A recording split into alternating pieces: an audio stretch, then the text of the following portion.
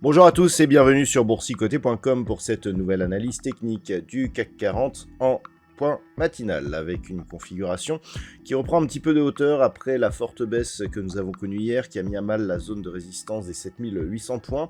Eh bien on tente un rebond ce matin avec ici une ouverture donc sur la partie supérieure de la zone de la cotation précédente et une tentative de comblement ici du gap qui a été ouvert. Pour l'instant cette tentative est partielle mais ça va être un des éléments qu'il va falloir surveiller aujourd'hui. Au niveau des indicateurs techniques, c'est une configuration de retournement que nous observons sur les histogrammes du MACD dans cette unité de temps 4 heures, assortie d'une sortie de la zone de survente de la part du RSI. Tout cela constitue un signal de rebond technique qu'il va falloir surveiller. Les volumes étaient supérieurs à la moyenne et en hausse hier, ce qui traduisait une augmentation de la conviction baissière. Donc c'est un élément... c'est un signal de retournement technique que nous avons ce matin. On le voit aussi au niveau des valeurs, puisque au moment où je vous parle, le CAC 40 donc, gagne 0,87%.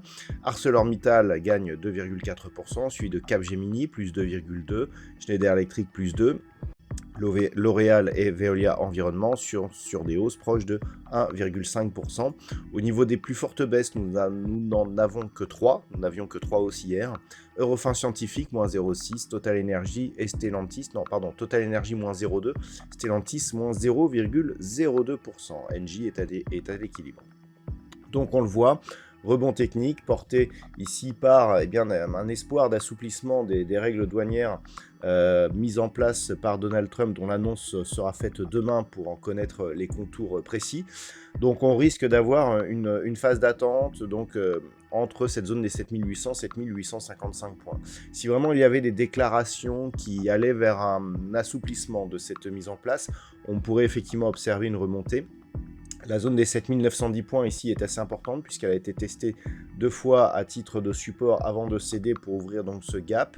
On a la zone des 7800 points qui a été fortement attaquée hier. Donc si on remonte ici au-delà des 7910 points, on commence à amoindrir un petit peu la force de cette trajectoire baissière.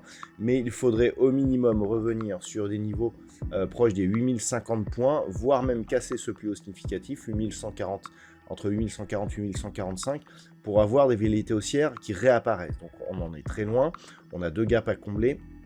Ce gap ici, donc sur lequel il faudrait revenir sur une zone proche des 7900 points, et un autre gap ici qui est resté partiellement ouvert, donc c'était suite à la séance de jeudi dernier.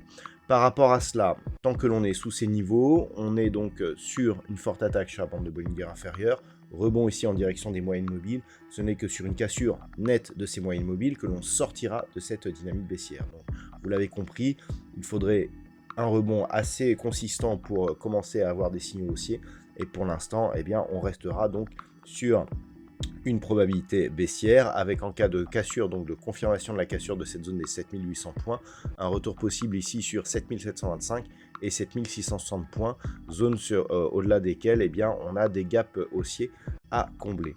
Voilà donc ce que l'on peut dire sur cette analyse technique du CAC 40 pour ce matin. D'un point de vue macroéconomique, donc nous avons eu cette nuit la décision de la Banque centrale d'Australie sur l'évolution de ses taux d'intérêt, des taux qui sont restés fixes.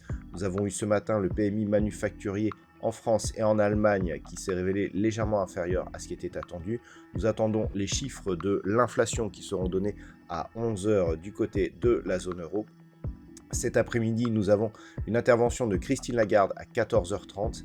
Et puis, en termes de chiffres macro, du côté des États-Unis, nous aurons à 15 h 45 le PMI manufacturier, l'indice PMI manufacturier de l'ISM à 16 h et ainsi que le rapport Jolst. Voilà, c'est tout pour aujourd'hui. Je vous souhaite de passer une très bonne séance. On se retrouve dès ce soir pour toutes les autres analyses techniques du site boursicoté.com.